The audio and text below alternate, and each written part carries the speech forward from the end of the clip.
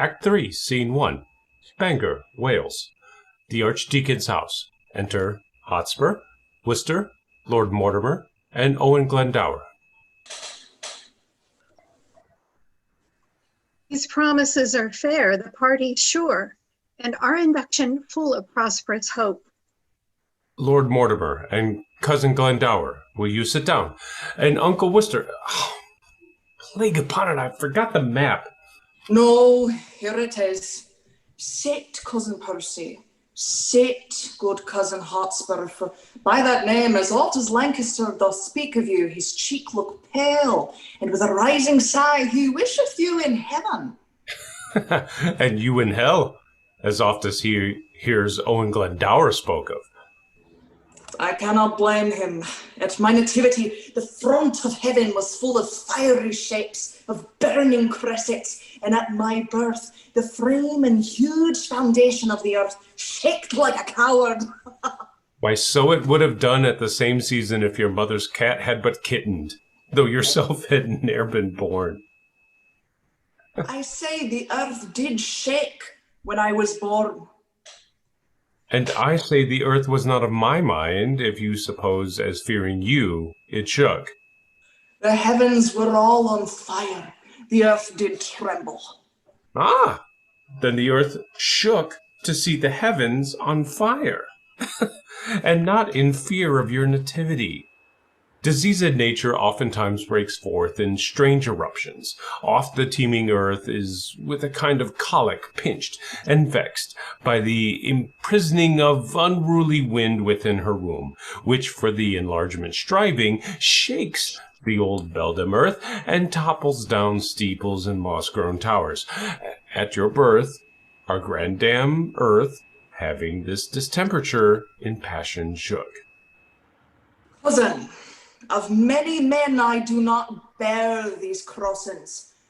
Give me leave to tell you once again that at my birth the front of heaven was full of fiery shapes. The goats ran from the mountains, and the herds were strangely clamorous to the frighted fields. These signs have marked me as extraordinary, and all the courses of my life do show I am not in the role of common men. Where is he living, clipped in with the sea that chides the banks of England, Scotland, Wales, which calls me pupil, or hath read to me? And bring him out, that his but woman's son can trace me in the tedious ways of art, and hold me pace in deep experiments. I think there's no man speaks better Welsh. Out to dinner. Peace, Cousin Percy, you will make him mad. I can call spirits from the dusty deep. Why, so can I. So can any man. But will they come when you call for them? Why, I can teach you, cousin, to command the devil. And I can teach thee, cuz, to shame the devil by telling truth. Tell truth and shame the devil. If thou have power to raise him, bring him thither, and I'll be sworn I've power to shame him hence. Why, you live. Tell truth, shame the devil. Come, no more of this unprofitable chat. 3 times hath Henry Bolingbroke made head against my power. Thrice from the banks of Lie and sandy bottom Severn have I sent him back bootless home, and weather beaten back. Oh, home without boots and in foul weather too? How scapes he agues in the devil's name? Come, here is the map. Shall we write our right according to our threefold order 10? The Archdeacon hath divided it into 3 limits very equally. England, from Trent and Severn hitherto, by south and east, is to my part assigned. All westward, Wales beyond the Severn shore, and all the fertile land within that bound to Owen Glendower. And, dear coz, to you, the remnant northward lying off from Trent. And our indentures, tripartite, are drawn, which being sealed interchangeably, a business that this night may execute. Tomorrow, Cousin Percy, you and I and my good Lord of Worcester will set forth to meet your father and the Scottish power as is appointed us Shrewsbury. My father, Glendower, is not ready yet, nor shall we need his help these 14 days. Within that space, you may have drawn together your tenants, friends, and neighboring gentlemen. A shorter time shall send me to you, lords, and in my conduct shall your ladies come, from whom you now must steal, take no leave, or there will be a world of water shed upon the parting of your wives and you. Methinks my moiety north from Barton here in quantity equals not one of yours. See how this river comes me cranking in and cuts me from the best of all my land. A huge half-moon, a monstrous cantle out. I'll have the current in this place dammed up, and here the smug and silver Trent shall run in a new channel, fair and evenly. Shall not wind with such a deep indent to rob me of so rich a bottom here. Not wind, it shall, it must. You see it doth.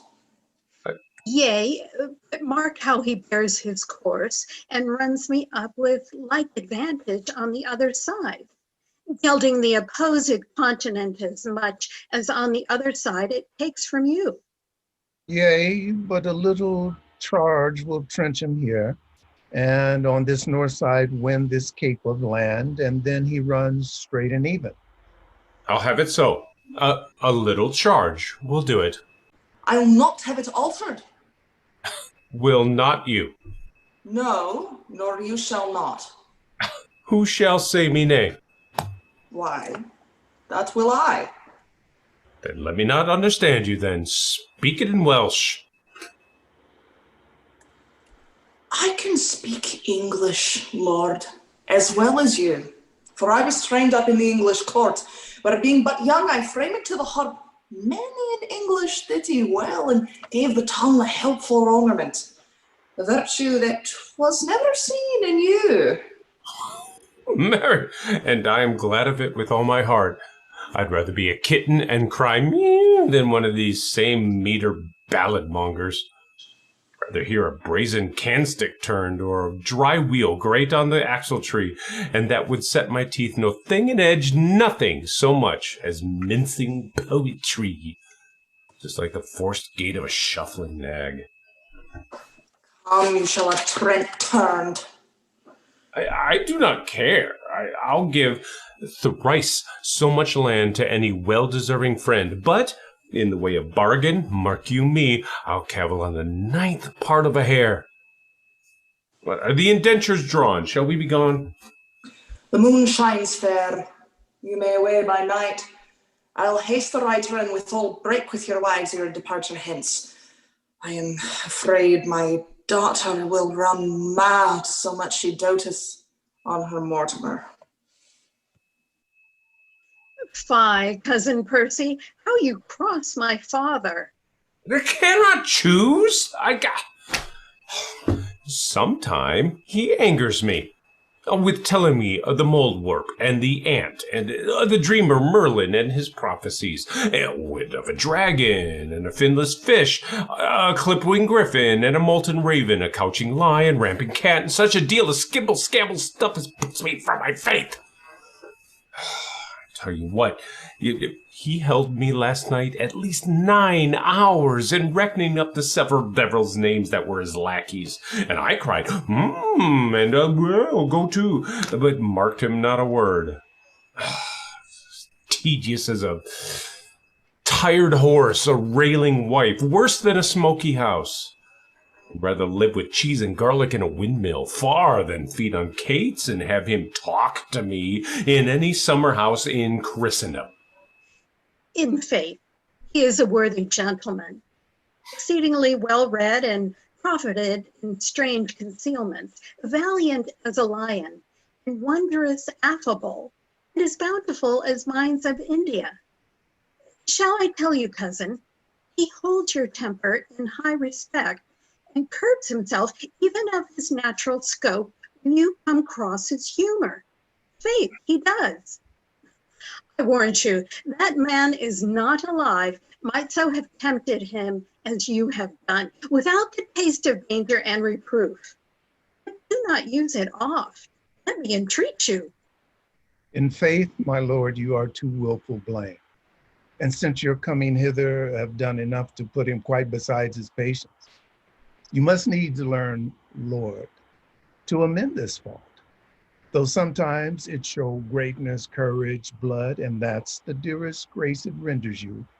Yet ofttimes it doth present harsh rage, defect of manners, want of government, pride, haughtiness, opinion, and disdain, the least of which, haunting a nobleman, loseth men's hearts and leaves behind a stain upon the beauty of all parts, besides beguiling them of commendation. Well, I am schooled. Good manners be your speed. Here comes our wives. Let us take our leave. This is the deadly spite that angers me. My wife can speak no English, I no Welsh. My daughter weeps. She'll not part with you.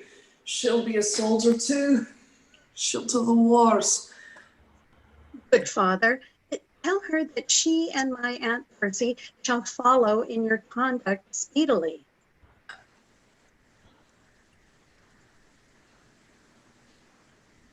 She's desperate here, a peevish, self-willed harlotry, one that no persuasion can do good upon. I understand thy looks. That pretty Welsh which thou pourest down from these swelling heavens, I am too perfect in. And but for shame, in such a parley should I answer thee. I understand thy kisses, and thou mine, and that's a feeling disputation, but I will never be a truant love till I have learned thy language. For thy tongue makes Welsh as sweet as ditties highly penned, sung by a fair queen in a summer's bower, with ravishing division to her lute. Nay, if you melt, then she will run mad. Oh, I am ignorance itself in this. She bids you on the wanton rushes lay you down and rest your gentle head upon her lap, and she will sing the song that pleaseth you, and on your eyelids crown the god of sleep, charming your blood with pleasing heaviness, making such difference twixt wake and sleep, as is the difference betwixt day and night, the hour before the heavenly harness team begins his golden progress in the east. With all my heart I'll sit and hear her sing. By that time will our book, I think, be drawn.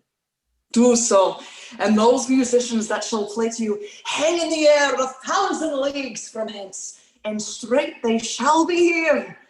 Sit and attend. Come, Kate. Thou art perfect in lying down. Come, quick, that I may lay my head in thy lap. Oh, you giddy goose. Now I perceive the devil understands Welsh, and 'tis no marvel he's so humorous. But, lady, he's a good musician. Then you should be nothing but musical, for you are altogether governed by humors. Lie still, you thief, and hear the lady sing in Welsh. I'd rather hear Lady my brach howl in Irish. Wouldst thou have thy head broken?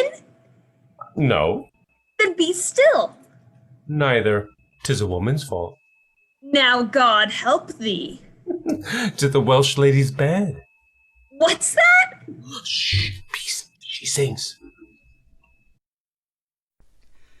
In the blending ardambules, glida hanes adiuan, brechia im Hansin dinam Nacht, carriet man sie dann verbrannt. Ich greift ihm am Hals,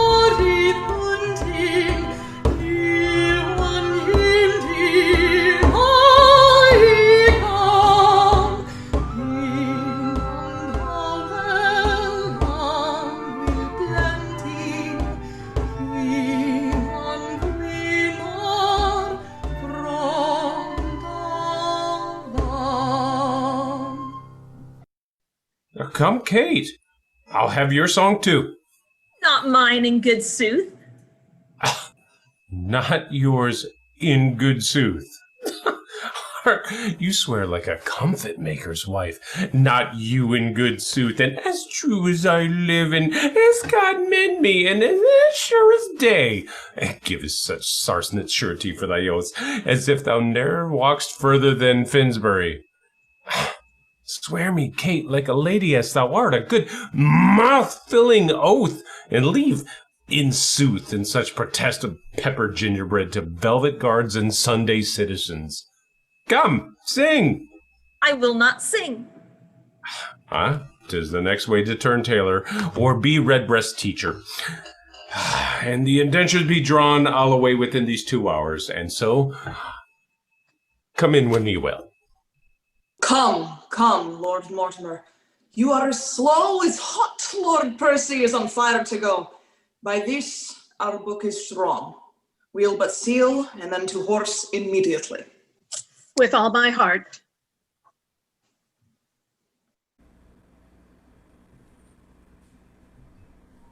Act 3, Scene 2. London, the King's Palace.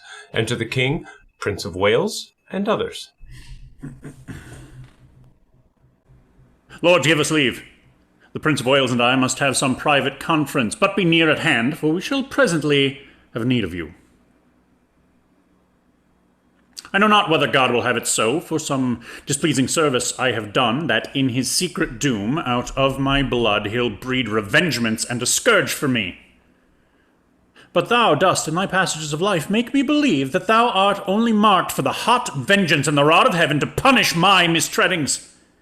Tell me else. Could such inordinate and low desires, such poor, such bare, such lewd, such mean attempts, such barren pleasures, rude society as thou art matched withal, and grafted to, accompany the greatness of thy blood, and hold their level with thy princely heart? So please your majesty, I would I could quit all offences with this clear excuse, as well as I am doubtless I can purge myself of many I am charged withal. Yet such extenuation let me beg, as in reproof of many tales devised, which oft the ear of greatness needs must hear, by smiling pickthanks and base newsmongers, I may for some things true, or in my youth hath faulty wandered and irregular, find pardon on my true submission. God pardon thee. Yet let me wonder, Harry, at thy affections, which do hold a wing quite from the flight of all thy ancestors. Thy place in council thou hast rudely lost, which by thy younger brother is supplied, and art almost an alien to the hearts of all the court and princes of my blood. The hope and expectation of thy time is ruined, and the soul of every man prophetically do forethink thy fall. Had I, so lavish of my presence been, so common hackneyed in the eyes of men, so stale, cheap to vulgar company, opinion, that did help me to the crown, had still kept loyal to possession, and left me in reputeless banishment, a fellow of no mark nor likelihood, by being seldom seen, I could not stir but like a comet I was wondered at, that men would tell their children, this is he. Others would say, where? Where is Bolingbroke? And then I stole all courtesy from heaven, and dressed myself in such humility that I did pluck allegiance from men's hearts, loud shouts and salutations from their mouths, ever in the presence of the crowned king. Thus did I keep my person fresh and new, my presence like a robe pontifical, ne'er seen, but wondered at. And so my state, seldom but sumptuous, showed like a feast, and won by rareness such solemnity. The skipping king, he ambled up and down with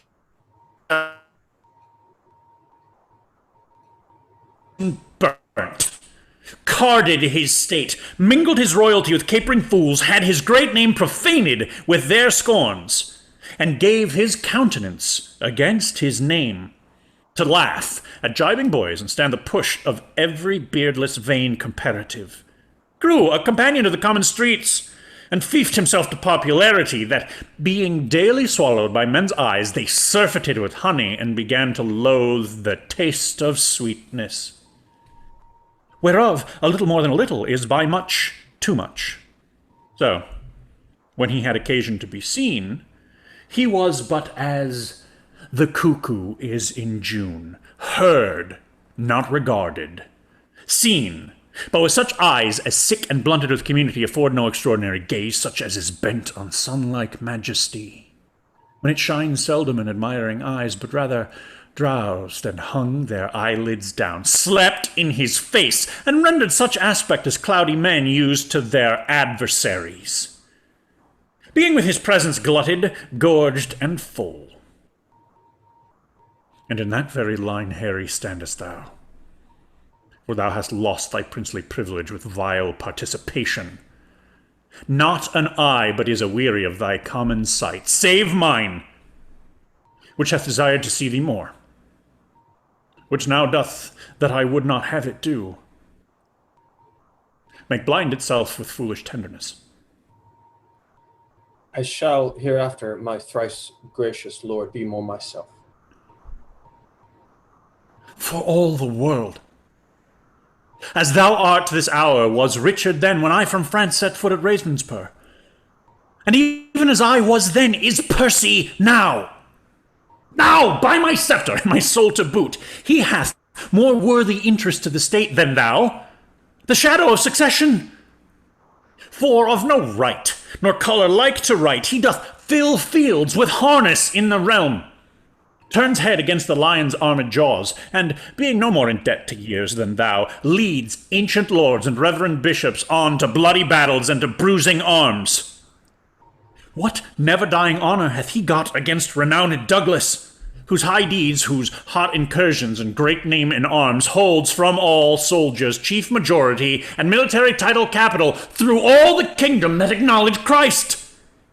Thrice hath this Hotspur, Mars in swaddling clothes, this infant warrior in his enterprises, discomfited great Douglas, ta'en him once, enlarged him, and made a friend of him, to fill the mouth of deep defiance up, and shake the peace and safety of our throne.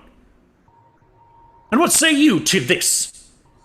Percy, Northumberland, the Archbishop's Grace of York, Douglas, Mortimer, capitulate against us, and are up! But wherefore do I tell these news to thee? Why, Harry, do I tell thee of my foes, which art my nearest and dearest enemy? Thou that art like enough through vassal fear, base inclination, and the start of spleen to fight against me under Percy's pay, to dog his heels, and curtsy at his frowns, to show how much thou art degenerate.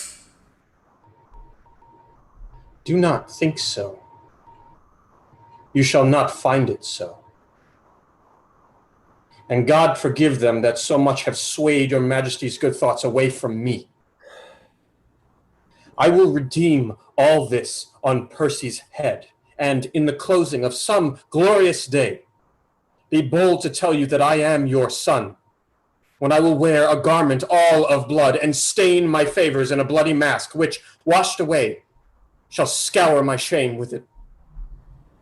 And that shall be the day, whene'er it lights, that this same child of honor and renown, this gallant Hotspur, this all-praised knight, and your unthought-of Harry chance to meet. For every honor sitting on his helm, would they were multitudes, and on my head my shames redoubled. For the time will come that I shall make this northern youth exchange his glorious deeds for my indignities. Percy is but my factor, good my lord, to engross up glorious deeds on my behalf. And I will call him to so strict account that he shall render every glory up, yea, even the slightest worship of his time, or I will tear the reckoning from his heart. This in the name of God I promise here, the which, if he be pleased, I shall perform. I do beseech your majesty may salve the long-grown wounds of my intemperance. If not, the end of life cancels all bans, and I will die 100,000 deaths ere break the smallest parcel of this vow. 100,000 rebels die in this.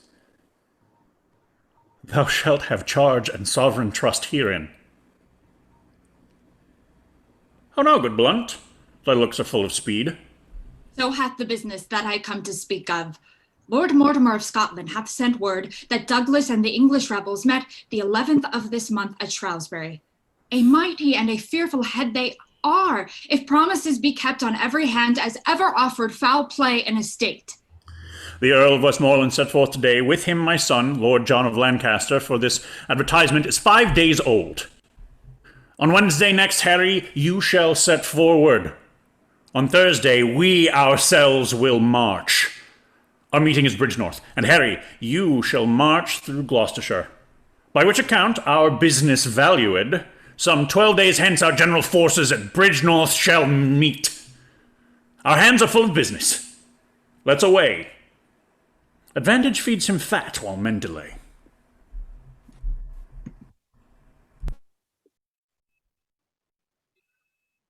Act 3, Scene 3. Escheap, the Boar's Head Tavern. Enter Falstaff and Bardolph. Bardolph, am I not fallen away vilely since this last action? Do I not bate? Do I not dwindle? Why, my skin hangs about me like an old lady's loose gown. I am withered like an old applejawn. Well, I'll repent, and that suddenly, while I am in some liking. I shall be out of heart shortly, and then I shall have no strength to repent. And I have not forgotten what the inside of a church is made of.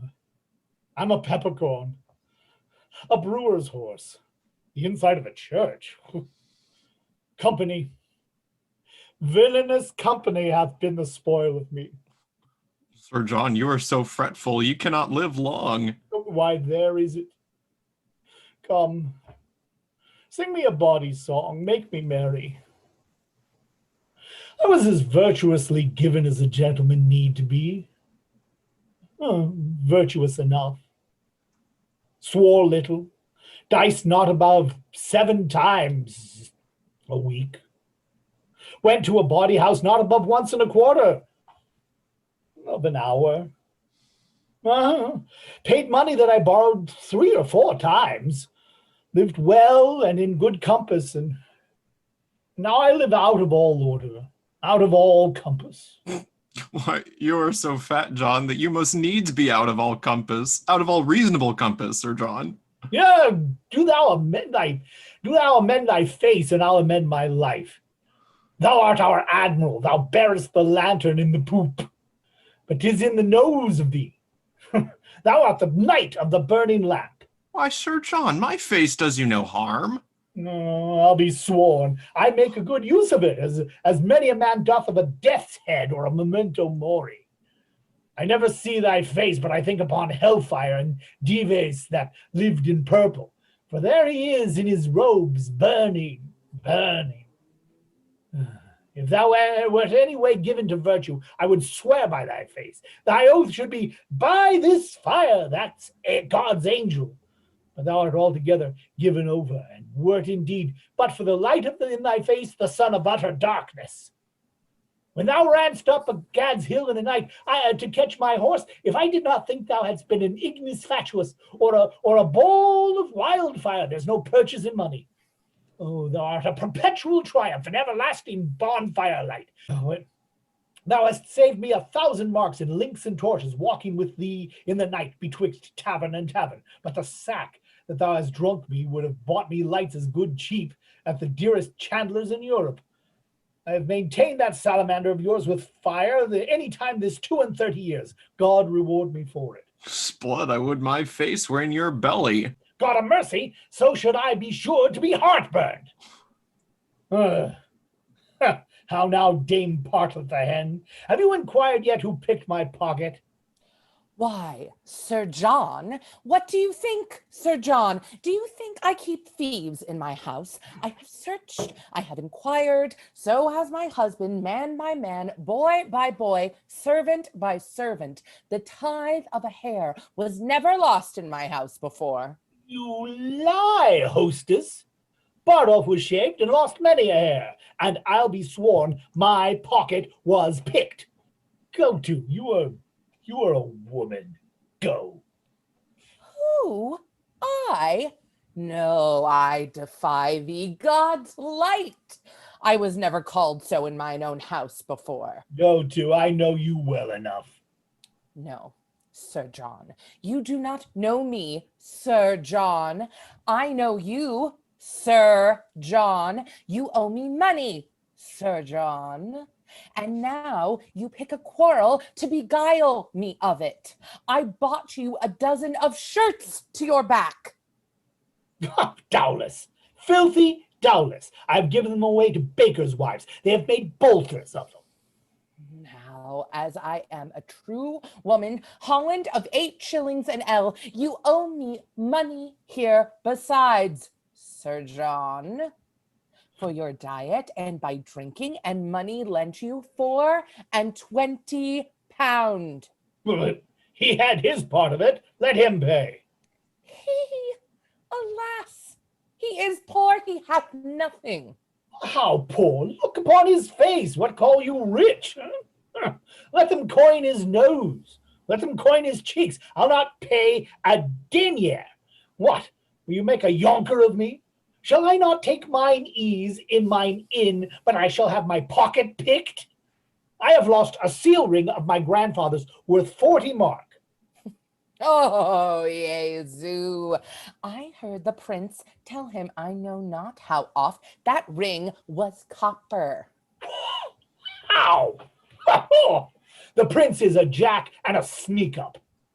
Splud. And he were here, I would cudgel him like a dog if he would say so. Oh, how now, lad? Is the wind in that door in faith? Must we all march? Yea, 2 and 2 Newgate fashion. My lord, I pray you, hear me. What sayest thou, mistress, quickly? How doth thy husband? I love him well. He is an honest man. Good, my lord, hear me. Prithee, let her alone, and list to me. What sayest thou, Jack? The other night, I fell asleep here behind the arras and had my pocket picked. This house is turned bawdy house. They pick pockets. What didst thou lose, Jack? Wilt thou believe me how 3 or 4 bonds of £40 apiece, and a seal ring of my grandfather's? Ah, a trifle, some 8-penny matter. I told him, my lord, I said I heard your grace say so. And, my lord, he speaks most vilely of you, like a foul-mouthed man, as he is, and said he would cudgel you. What? He did not?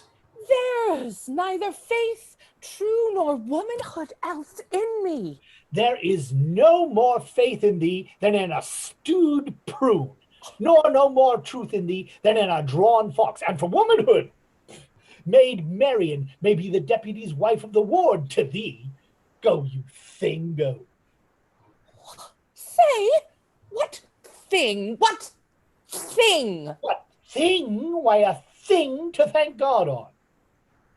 I am no thing to thank God on. Would thou shouldst know it! I am an honest man's wife, and setting thy knighthood aside, thou art a knave to call me so. Setting thy womanhood aside, thou art a beast to say otherwise. Say, what beast, thou knave, thou? What beast? Why, an otter. An otter? Sir John, why an otter? Why, she's neither fish nor flesh. A man knows not where to have her. Oh, thou art unjust, man, in saying so. Thou or any man knows where to have me. Thou knave, thou. Thou sayest true, hostess, and he slanders thee most grossly. So he doth you, my lord.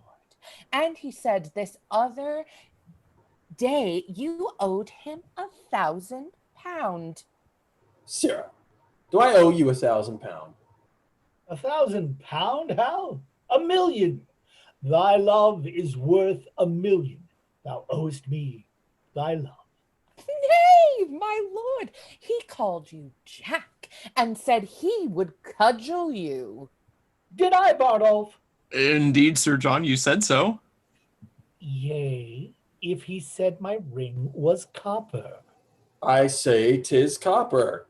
Darest thou be as good as thy word now? Why, how? Thou knowest, as thou art but man, I dare. But as thou art prince, I fear thee as I fear the roaring of the lion's whelp. And why not as the lion? The king himself is to be feared as the lion. Dost thou think I'll fear thee as I fear thy father? Nay, and I do, I pray God my girdle break. If it should, how would thy guts fall about thy knees? But, Sarah, there's no room for faith, truth, nor honesty in this bosom of thine. It is all filled up with guts and midriff. Charge an honest woman with picking my pocket? Why, thou whoreson, impudent, embossed rascal, if there were anything in thy pocket but tavern reckonings, memorandums of bawdy houses, and one poor pennyworth of sugar candy to make thee long-winded, if thy pocket were enriched with any other injuries but these, I am a villain, and yet you will stand to it. You will not pocket up wrong. Art thou not ashamed? Dost thou hear, Hal? Thou knowest in the state of innocency Adam fell. And what should poor Jack Falstaff do in the days of villainy? Thou seest I have more flesh than another man, and therefore more frailty. You confess, then, you picked my pocket? It appears so by the story. Hostess, I forgive thee. Go make ready breakfast. Love thy husband, look to thy servants, cherish thy guests. Thou shalt find me tractable to any honest reason. Thou seest I am pacified still. Nay, prithee, be gone. Now, Hal, to the news at court. For the robbery, lad, how is that answered? Oh, my sweet beef, I must still be good angel to thee. The money is paid back again. Oh, I do not like that paying back. 'Tis a double labor. I am good friends with my father, and may do anything. Rob me the exchequer the first thing thou dost, and do it with unwashed hands, too. Do, my lord. I have procured thee, Jack, a charge of foot. I would have been of horse. Where shall I find one that can steal well? For a fine thief of the age of 22 or thereabouts. I am heinously unprovided. Well, God be thanked for these rebels. They offend none but the virtuous. I laud them. I praise them. Bardolph. My lord. Go bear this letter to the Lord John of Lancaster, to my brother John. This to my Lord of Westmoreland. Go, Pedo, to horse, for thou and I have 30 miles to ride yet ere dinner time. Jack, meet me tomorrow in the Temple Hall at 2 o'clock in the afternoon. There shalt thou know thy charge, and there receive money in order for their furniture. The land is burning. Percy stands on high, and either we or they must lower lie. Rare words, brave world. Hostess, my breakfast, come. Oh, I would this tavern were my drum.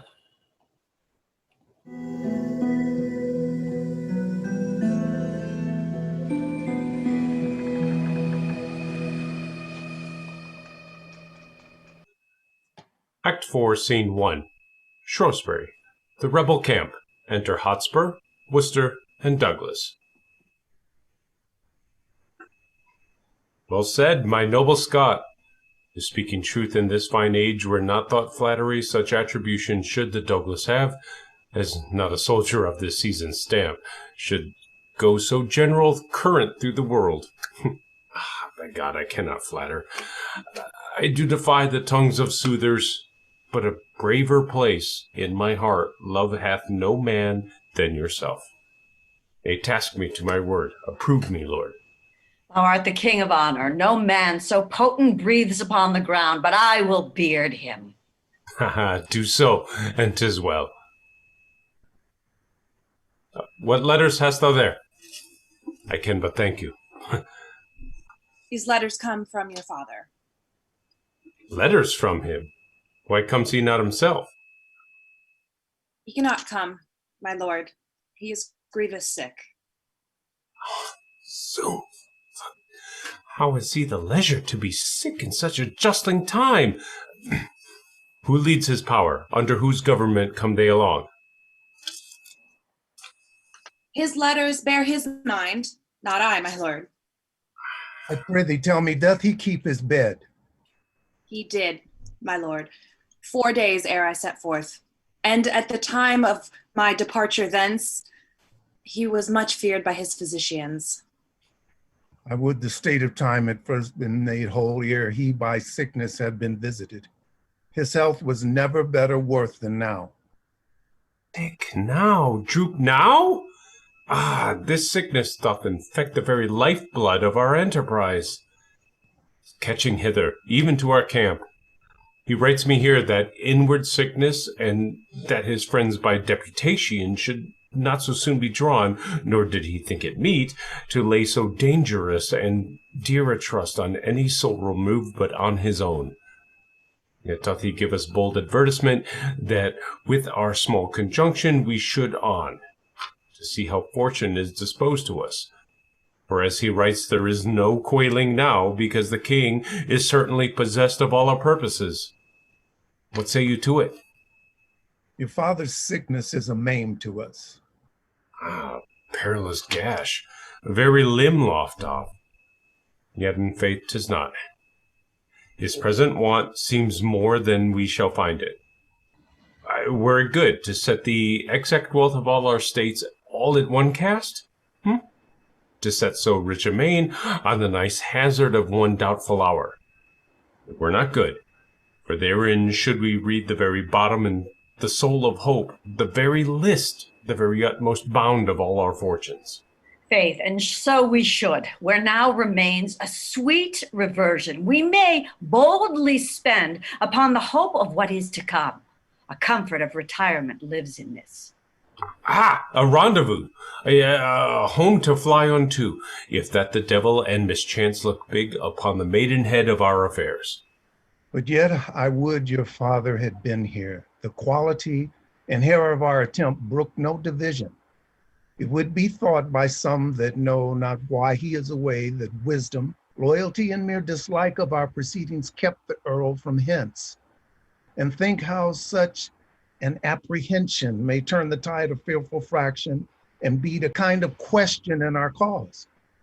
For well you know, we of the offering side must keep aloof from strict arbitrament and stop all the sight holes, every loop from whence the eye of reason may pry in upon us. The absence of your fathers draws a curtain that shows the ignorant a kind of fear before not dreamt of. Well, you strain too far. I rather in his absence make this use.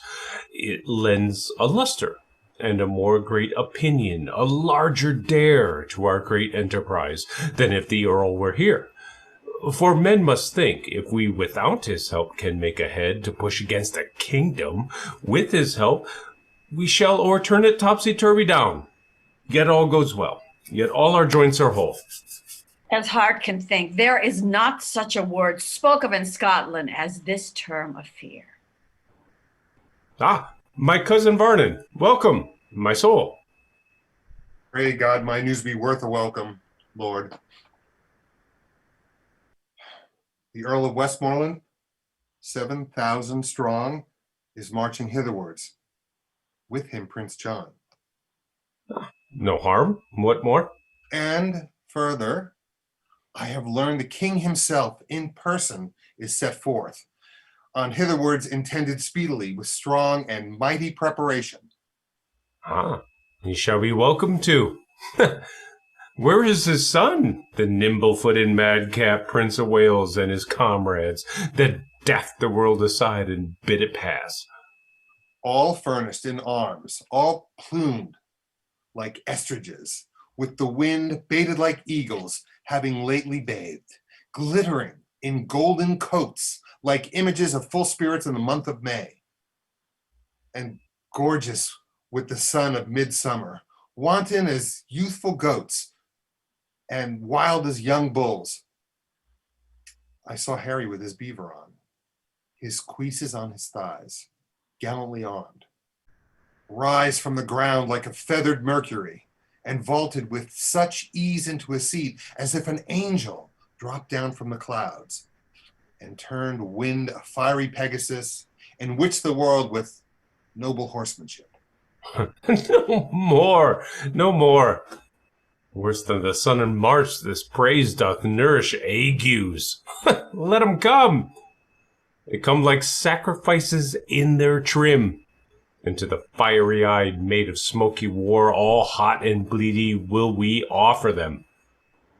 Mailed Mars shall on his altar sit, up to the ears in blood. I am on fire to hear this rich reprisal is so nigh and yet not ours. Come, let me taste my horse, who's to bear me like a thunderbolt against the bosom of the Prince of Wales. Hairy to hairy shall, hot horse to horse, meet and ne'er part till one drop down a course. Ha ha! Oh, that Glendower would come. There is more news. I learned in Worcester as I rode along, he cannot draw his power these 14 days. That's the worst tidings that I hear of yet. Yes, I, by my faith, that bears a frosty sound. What may the king's whole battle reach unto? 230,000. 40, let it be. My father and Glendower being both away, the powers of us may serve so great a day. Come, let us take a muster speedily. Doomsday is near. Die all, die merrily. Talk not of dying. I am out of fear of death or death's hand for this 1/2 year.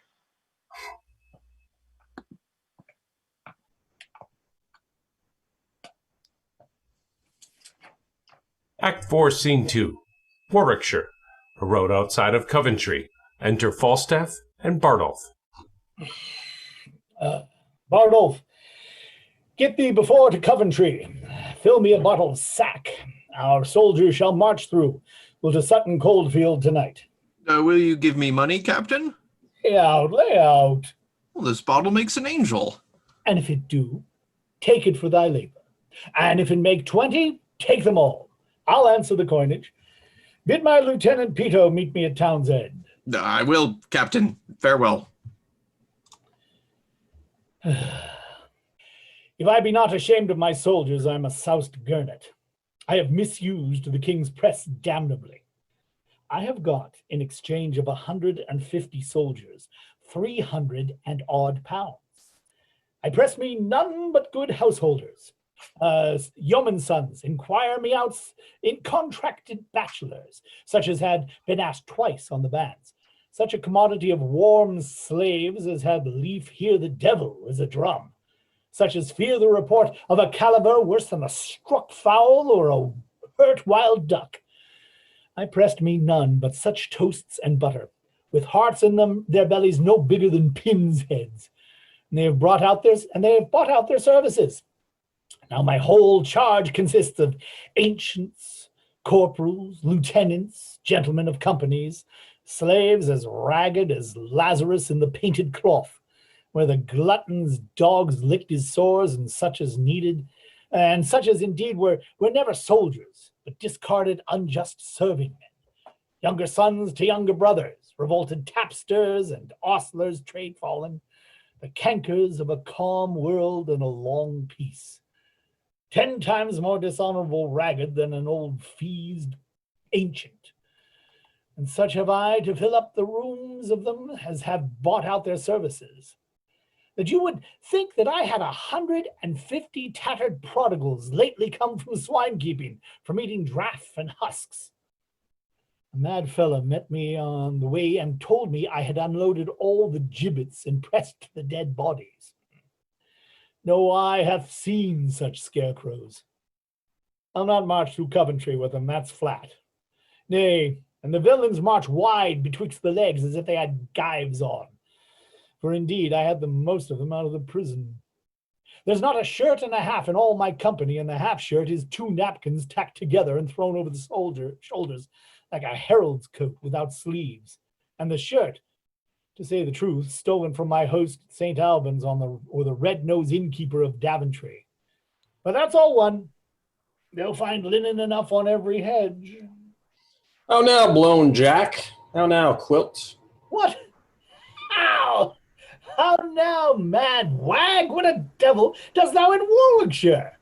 My good lord of Westmoreland, I cry you mercy. I thought your honor had already been at Shrewsbury.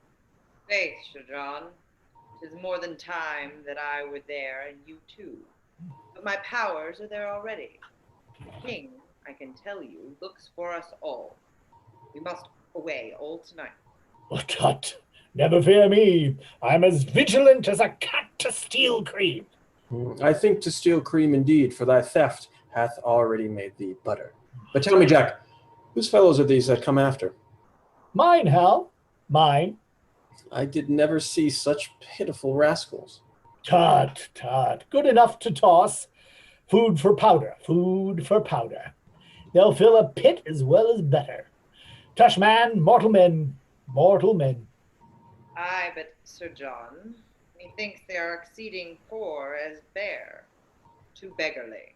Ah, faith, for their poverty, I know not where they had that, and for their bareness, I am sure they never learned that from me. No, I'll be sworn, unless you call 3 fingers in the ribs bare. But, Sarah, make haste. Percy is already in the field. What? Is the king encamped? He is, Sir John. I fear we shall stay too long. Well, to the latter end of a fray and the beginning of a feast fits a dull fighter and a keen guest.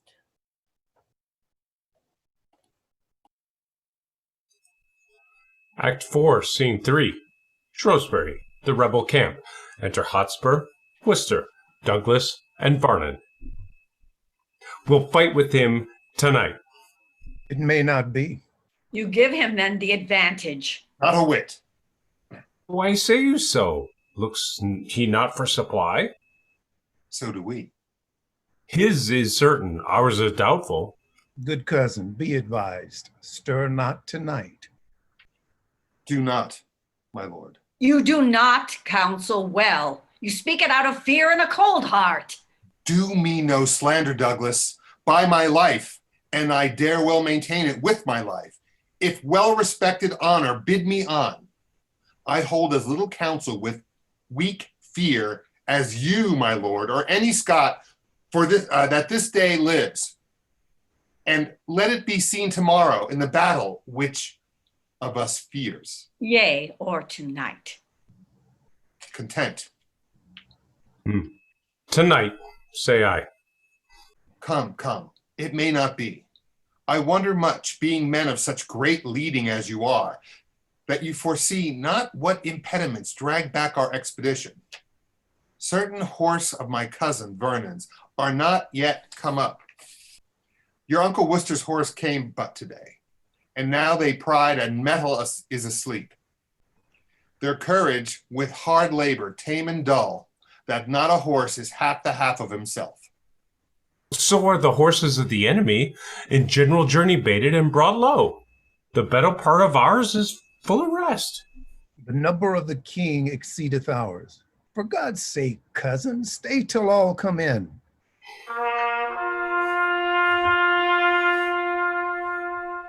I come with gracious offers from the king, if you vouchsafe me hearing and respect.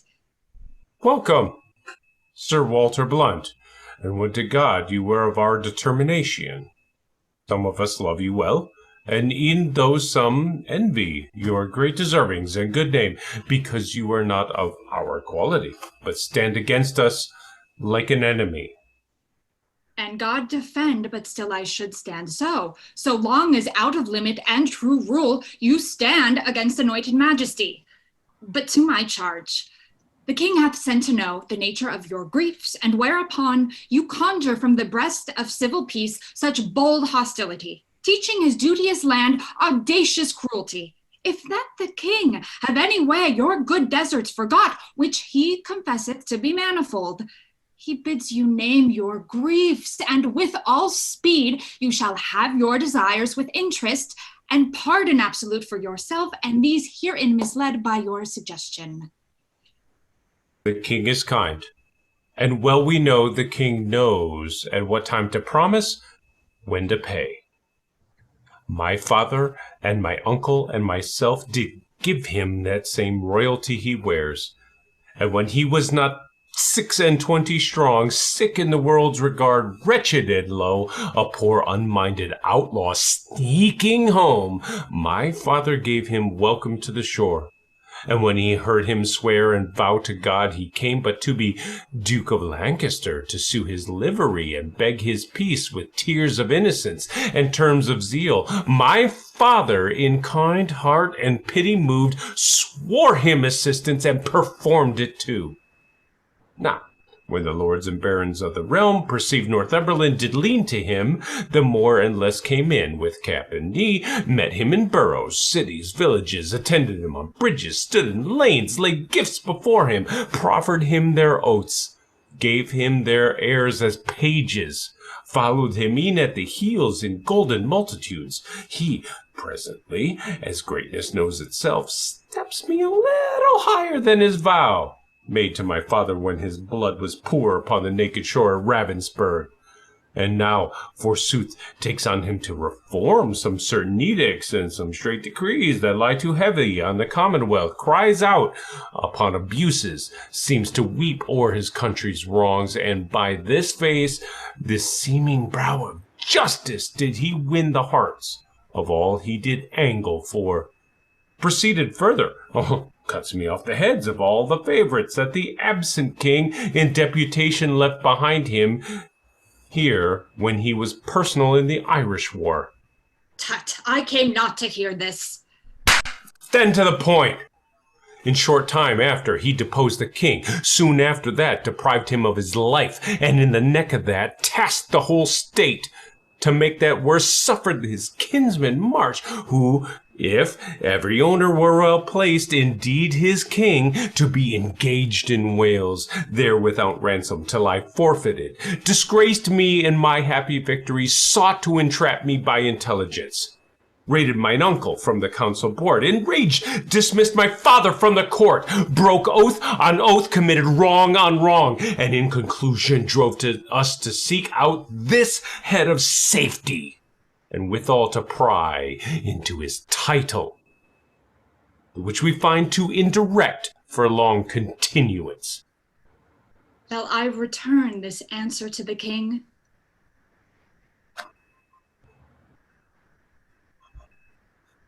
Not so. Sir Walter, will withdraw a while, go to the king, and let there be in pawn some surety for a safe return again, and in the morning early shall mine uncle bring him our purposes. So farewell. I would you would accept of grace and love. Well, maybe so we shall. Pray God you do.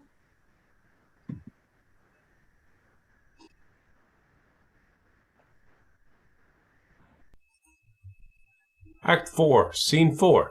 York, the Archbishop's palace. Enter Archbishop of York and Sir Michael. Hi, good Sir Michael. Bear this sealed brief with winged haste to the Lord Marshal, this to my cousin Scrupp, and all the rest to whom they are directed. If you knew how much they do import, you would make haste. My good lord, I guess their tenor. Like enough you do. Tomorrow, good Sir Michael, is a day wherein the fortune of 10,000 men must bide the touch. For, sir, at Shrewsbury, as I am truly given to understand, the king, with mighty and quick raised power, meets with Lord Harry.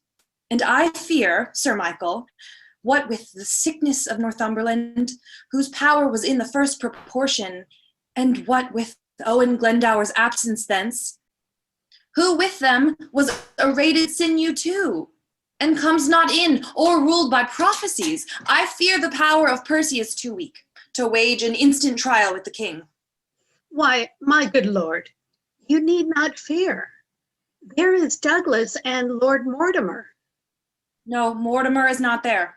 But there is Mordake, Vernon, Lord Harry Percy, and there is my Lord of Worcester, and a head of gallant warriors, noble gentlemen. And so there is. But yet the king hath drawn the special head of all the land together, the Prince of Wales, Lord John of Lancaster, the noble Westmoreland, and warlike Blunt, and many more co-rivals and dear men of estimation and command in arms. Doubt not, my lord, he shall be well opposed. I hope no less. Yet needful 'tis to fear, and to prevent the worst, Sir Michael, speed. For if Lord Percy thrive not, ere the king dismiss his power, he means to visit us. For he hath heard of our confederacy, and 'tis but wisdom to make strong against him. Therefore, make haste. I must go right again to other friends, and so farewell, Sir Michael.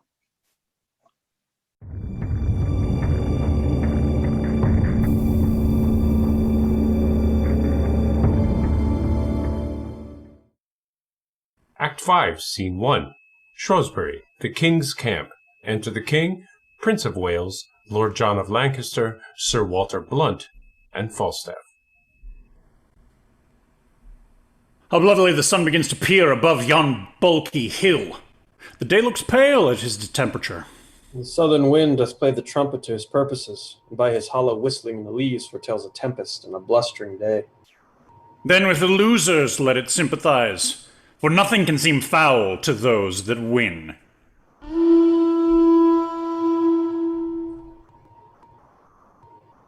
How now, my Lord of Worcester? 'Tis not well that you and I should meet upon such terms as now we meet. You have deceived our trust and made us doff our easy robes of peace to crush our old limbs in ungentle steel. This is not well, my lord, this is not well. What say you to it? Will you again unknit this churlish knot of all abhorred war, and move in that obedient orb again where you did give a fair and natural light? And be no more an exhaled meteor, a prodigy of fear, and a portent of broached mischief to the unborn times? Hear me, my liege. For mine own part, I could be well content to entertain the lag end of my life with quiet hours. For I protest I have not sought the day of this dislike. You have not sought it? How comes it then? Rebellion lay in his way and he found it. Peace, Chewit, peace. It pleased your majesty to turn your looks of favor from myself and all our house. And yet I must remember you, my lord. We were the first and dearest of your friends. For you, my staff of office, did I break in Richard's time and posted day and night to meet you on the way and kiss your hand, when yet you were in place and in account, nothing so strong and fortunate as I. It was myself, my brother, and his son that brought you home and boldly did outdare the dangers of the time. You swore to us, and you did swear that oath at Doncaster, that you did nothing purpose against the state, nor claim no further than your new fallen right, the seat of Gaunt, dukedom of Lancaster. To this we swore our aid, but in short space it rained down fortune showering on your head, and such a flood of greatness fell on you. What with our help? What with the absent king? What with the injuries of a wanton time? The seeming sufferances that you had borne, and the contrarious winds that held the king so long in his unlucky Irish wars that all in England did repute him dead. And from this swarm of fair advantages, you took occasion to be quickly wooed, to gripe the general sway into your hand, forgot your oath to us at Doncaster, and being fed by us, you used us so as the ungentle gull, the cuckoo's bird, useth the sparrow, did oppress our nest, grew by our feeding to so great a bulk that even our love durst not come near your sight for fear of swallowing. But with nimble wing, we were enforced for safety's sake to fly out of your sight and raise this present head, whereby we stand opposed by such means as you yourself have forged against yourself by unkind usage, dangerous countenance, and violation of all faith, troth, sworn to us in your younger enterprise. These things indeed you have articulate, proclaimed at market crosses, read in churches, to face the garment of rebellion with some fine colour that may please the eye of fickle changelings and poor discontents, which gape and rub the elbow at the news of hurly-burly innovation. And never yet did insurrection want such watercolours to impaint his cause, nor moody beggars starving for a time of pell-mell havoc and confusion. In both your armies there is many a soul shall pay full dearly for this encounter if once they join in trial. Tell your nephew, the Prince of Wales, doth join with all the world in praise of Henry Percy. By my hopes this present enterprise set off his head, I do not think a braver gentleman, more active valiant, or more valiant young, more daring, or more bold, is now alive to grace this latter age with noble deeds. For my part, I may speak it to my shame, I have a truant been to chivalry, and so I hear he doth account me too. Yet this before my father's majesty. I am content that he shall take the odds of his great name and estimation, and will, to save the blood on either side, try fortune with him in a single fight. And the Prince of Wales, so dare we venture thee, albeit considerations infinite do make against it. No, good Worcester, no. We love our people well, even those we love that are misled upon our cousin's part. And will they take the offer of our grace, both he and they and you, yea, every man shall be my friend again, and I'll be his. So tell your cousin, and bring me word what he will do.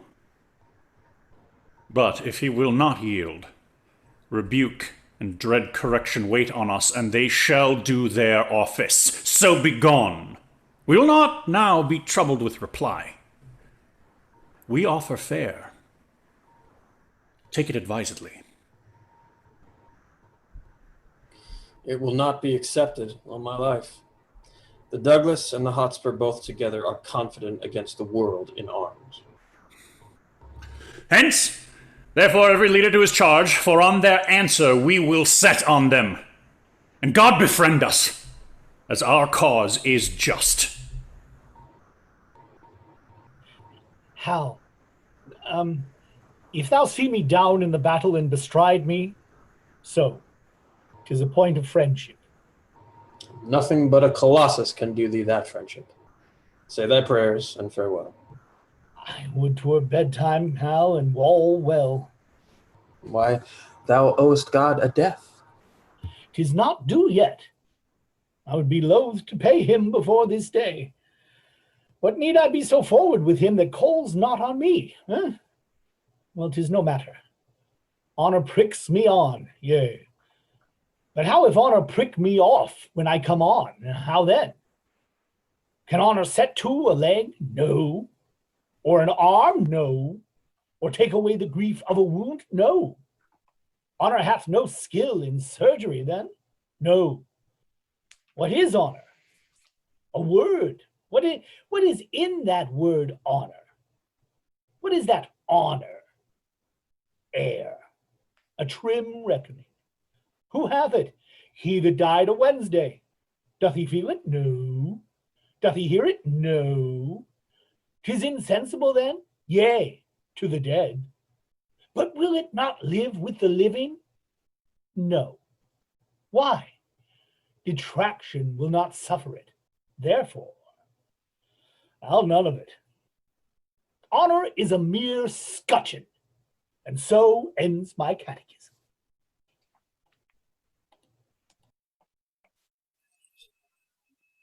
Act 5, Scene 2. Shrewsbury, the rebel camp. Enter Worcester and Sir Richard Varnon.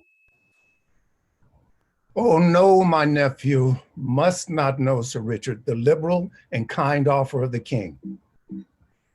'Twere best he did.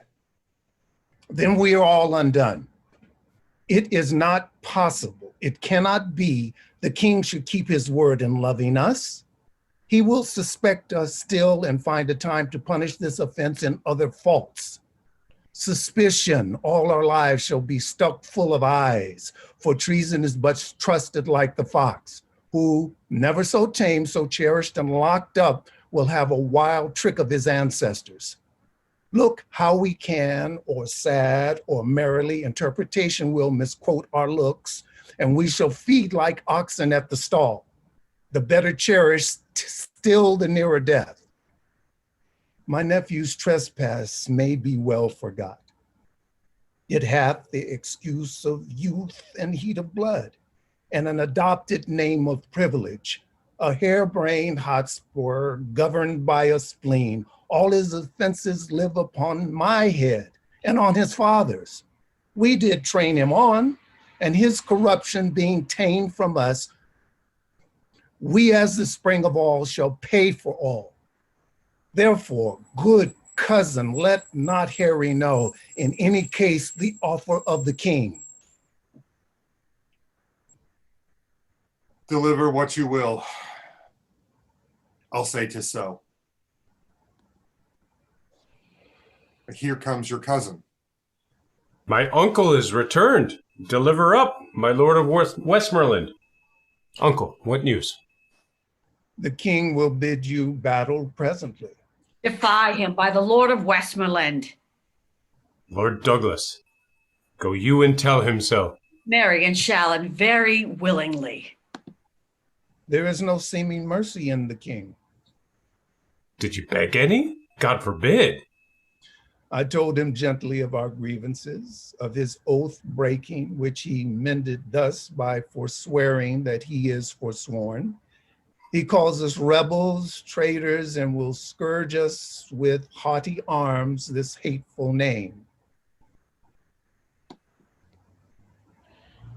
Arm, gentlemen, to arms, for I have thrown a brave defiance in King Henry's teeth, and Westmoreland that was engaged did bear it, which cannot choose but bring him quickly on. The Prince of Wales stepped forth before the king, and nephew challenged you to single fight. Would the quarrel lay upon our heads that no man might draw a short breath's day but I and Harry Monmouth? Tell me, how showed his tasking? Seemed it in contempt? No. By my soul, never in my life did I hear a challenge urged more modestly, unless a brother should a brother dare to gentle exercise and proof of arms. He gave you all the duties of a man, trimmed up your praises with a princely tongue, spoke your deservings like a chronicle, making you ever better than his praise, by still dispraising praise valued with you, and which became him like a prince indeed. He made a blushing sitle of himself, and chid his truant youth with such a grace as if he mastered there a double spirit of teaching and of learning instantly. There did he pause. But let me tell the world, if he outlived the envy of this day, England did never owe so sweet a hope, so much misconstrued in his wantonness. Cousin, I think thou art enamored on his follies. Never did I hear of any prince so wild a liberty. But be he as he will, yet once ere night I will embrace him with a soldier's arm, and he shall shrink under my courtesy. Arm! Arm with speed, and fellows, soldiers, friends, better consider what you have to do than I, that have not well the gift of tongue, can lift your blood up with persuasion. My lord, here are letters for you.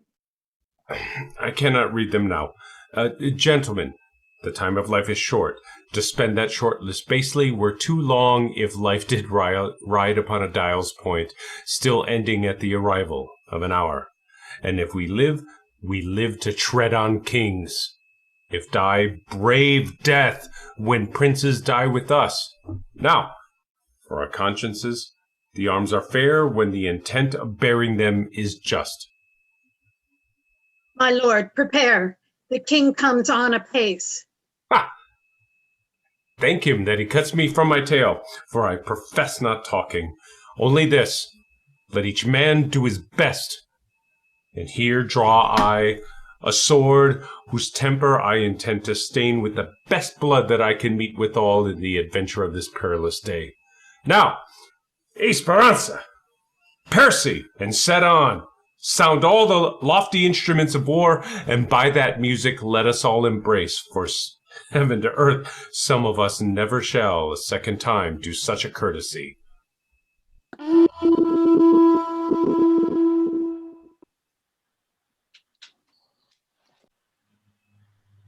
Act 5, Scene 3, the battlefield. The armies engage in a ferocious battle. Enter Douglas and Sir Walter Blunt, disguised as the king. What is thy name, that in the battle thus thou crossest me? What honor dost thou seek upon my head? Know then my name is Douglas, and I do haunt thee in the battle thus, because some tell me that thou art a king. They tell thee true. The Lord of Stafford, dear today, hath bought thy likeness, for instead of thee, King Harry, this sword hath ended him, so shall it thee, unless thou yield thee as my prisoner. I was not born a yielder, thou proud Scot, and thou shalt find a king that will revenge Lord Stafford's death. Ha! Douglas! Hadst thou fought at home, then thus I had ne'er triumphed upon a Scot. All's done, all's won. Here breathless lies the king. Where? Here. This Douglas. No, I know his face full well. A gallant knight he was. His name is Blunt, semblably furnished like the king himself. A fool go with thy soul whither it goes. A borrowed title hast thou bought too dear. Why didst thou tell me thou wert a king? The king hath many marching in his coat. Now by my sword I will kill all his coat. I'll murder all his wardrobe, piece by piece, until I meet the king. Up and away. Our soldiers stand full fairly for the day.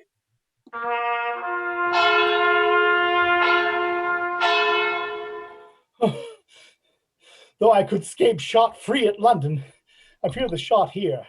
Here's no scoring but upon the pate. Soft, oh, soft. Who are you? Sir Walter Blunt. There's honor for you. Here's no vanity. I am as hot as molten lead, and as heavy too. God keep lead out of me. I need no more weight than mine own bowels. I have led my ragamuffins where they are peppered. There's not 3 of my 150 left alive, and they are for the town's end to beg during life. But who comes here? What, standst thou idle here? Lend me thy sword. Many a nobleman lies stark and stiff under the hoofs of vaunting enemies, whose deaths are yet unrevenged. I prithee, lend me thy sword. Oh, hell, I prithee, give me leave to breathe a while. Turk Gregory never did such deeds in arms as I have done this day. I have paid Percy. I have made him sure. He is indeed, and living to kill thee. I prithee, lend me thy sword. Nay, before God, Hal, if Percy be alive, how good it's not my sword. But take thou my pistol if thou wilt. Give it me. What, is it in the case? Aye, Hal, 'tis hot, 'tis hot. There's that will sack a city. What? Is it a time to jest and dally now? Well, if Percy be alive, I'll pierce him, if he do come in my way. So, if he do not, if I come in his way willingly, let him make a carbonado of me. I like not such grinning honor as Sir Walter hath. Give me life, which if I can save, so. If not, honor comes unlooked for, and there's an end.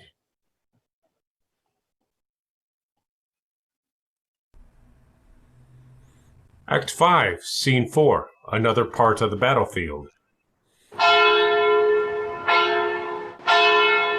Enter the king, the Prince, Lord John of Lancaster, and the Earl of Westmoreland. I prithee, Harry, withdraw thyself. Thou bleedst too much. Lord John of Lancaster, go you with him. Not I, my lord, unless I did bleed too. I beseech your majesty, make up, lest your retirement do amaze your friends. I will do so. My lord of Westmoreland, lead him to his tent. Come, my lord, I'll lead you to your tent. Lead me, my lord? I do not need your help. And God forbid a shallow scratch should drive the Prince of Wales from such a field as this, where stained nobility lies trodden on, and rebels' arms triumph in massacres.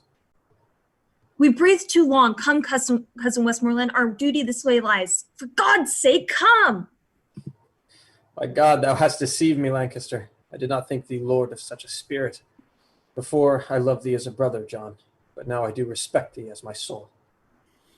I saw him hold Lord Percy at the point with lustier maintenance than I did look for of such an ungrown warrior.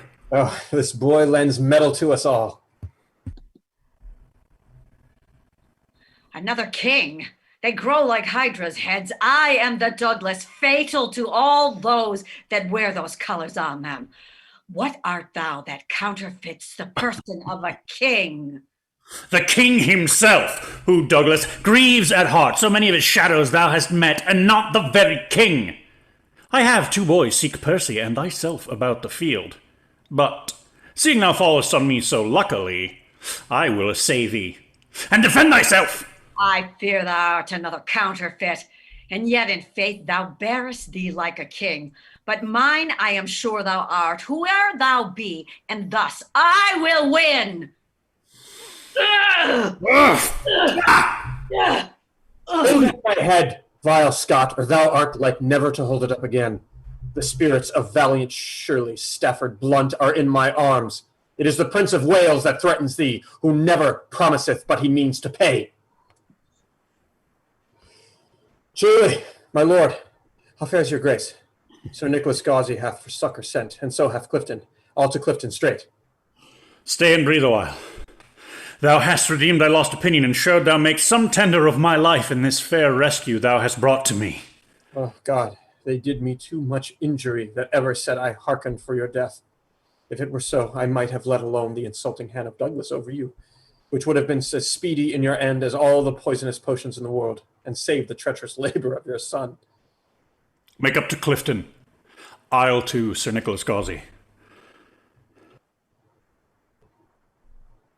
If I mistake not, thou art Harry Monmouth. Thou speakst as if I would deny my name. My name is Harry Percy. Why, then I see a very valiant rebel of the name. I am the Prince of Wales, and think not, Percy, to share with me in glory any more. 2 stars keep not their motion in one sphere, nor can one England brook a double reign of Harry Percy and the Prince of Wales. Nor shall it, Harry, for the hour is come to end one of us. Would to God thy name in arms were now as great as mine. I'll make it greater ere I part from thee, and all the budding honors on thy crest I'll crop to make a garland for my head. I can no longer brook thy vanity. Ah! Oh, well said, Hal. To it, Hal. Nay, you shall find no boys' play here, I can tell you.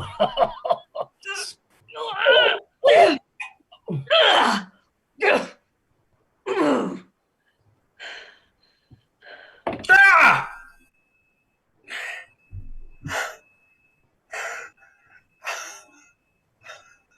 Harry, thou hast robbed me of my youth. I better brook the loss of brittle life than those proud titles thou hast won of me. They wound my thoughts worse than my sword my flesh. The thoughts, the slaves of life, and lifetime's fool, and time that takes survey of all the world must have a stop. Oh, I could prophesy, but that the earthly and cold hand of death lies on my tongue. Oh, Percy, thou art dust, and food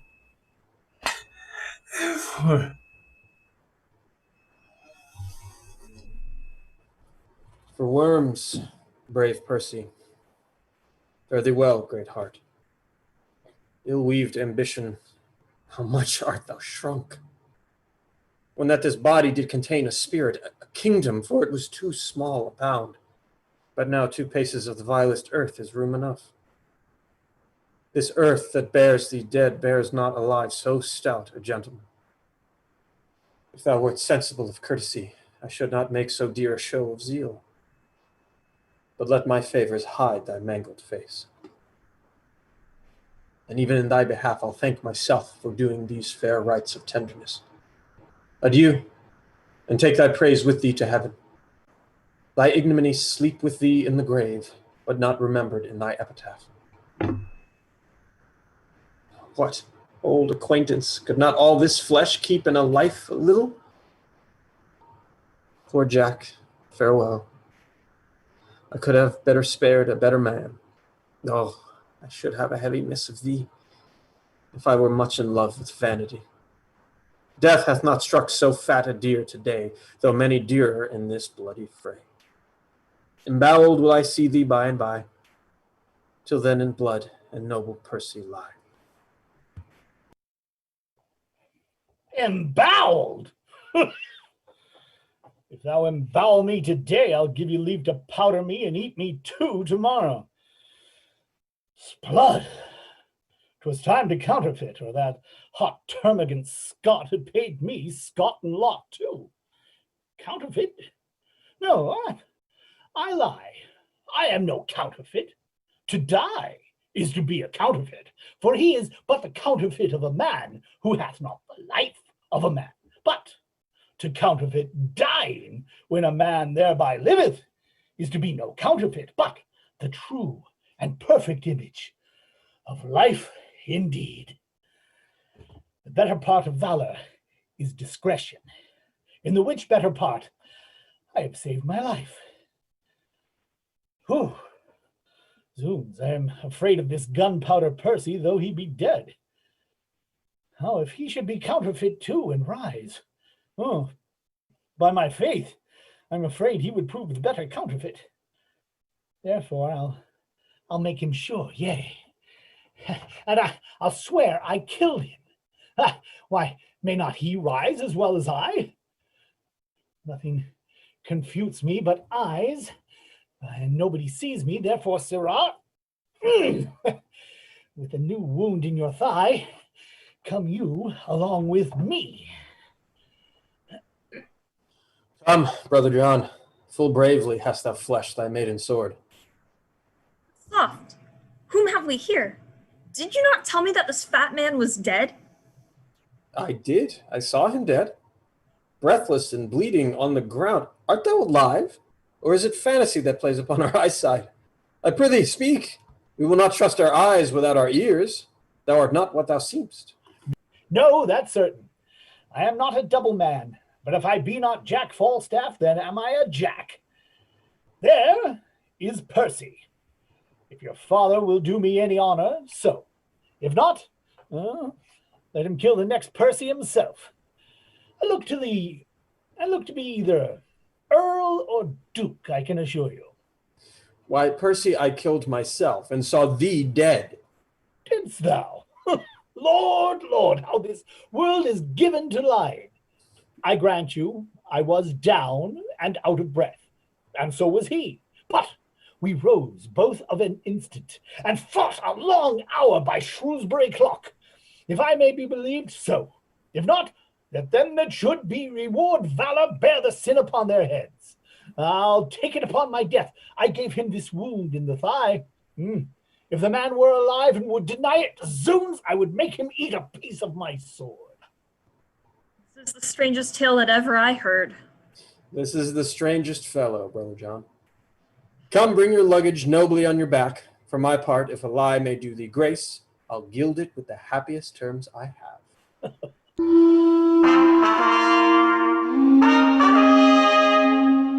The trumpet sounds retreat. The day is ours. Come, brother, let us to the highest of the field to see what friends are living, who are dead. I'll follow, as they say, for reward. He that rewards me, God reward him. If I do grow great, I'll grow less, for I'll purge and leave sack and live cleanly as a nobleman should do.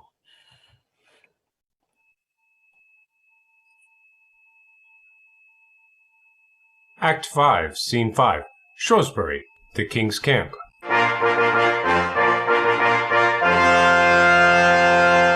Enter the King, Prince of Wales, Lord John of Lancaster, Earl of Westmoreland, with Worcester and Vernon as prisoners.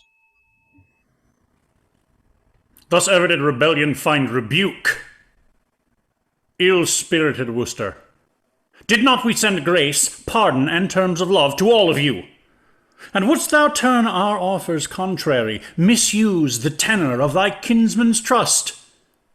3 knights upon our party slain today, a noble earl, and many a creature else, had been alive this hour, if like a Christian thou hadst truly borne betwixt our armies true intelligence.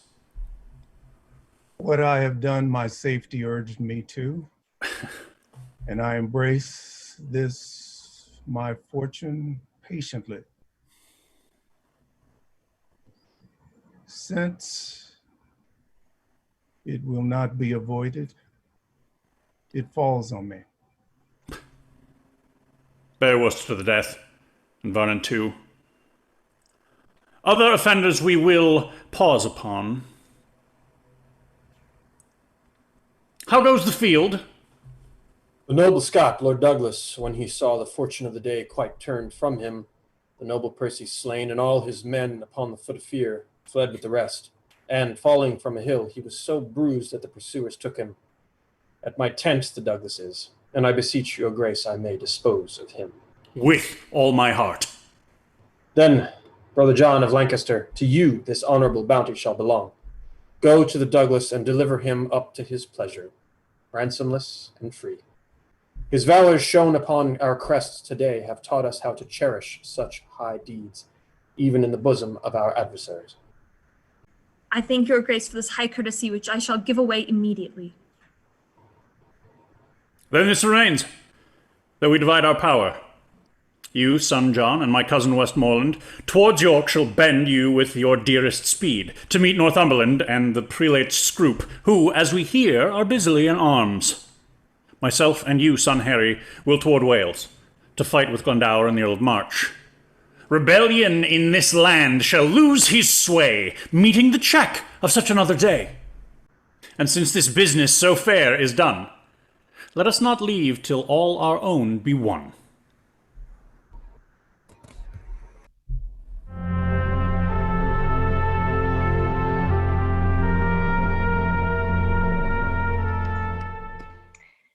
We hope you enjoyed our reading of Henry IV, Part 1. Henry IV, Part 2 is coming up. Let's bring back our players. Jason Rennie, Christopher Carbo, Taylor Marr, Sasha Venn, Megan Wells, Ron Dorn, Chris Klein, Emily Vasilis, Emily Hall, Caitlin McCormick, John Eddings, Michael Burkhart, Elizabeth Juvenal, and Kelsey Risher. I'm Mary Carrig. Before we get back to Part 2, join us next time for the Merry Wives of Windsor. See you then. Thank you.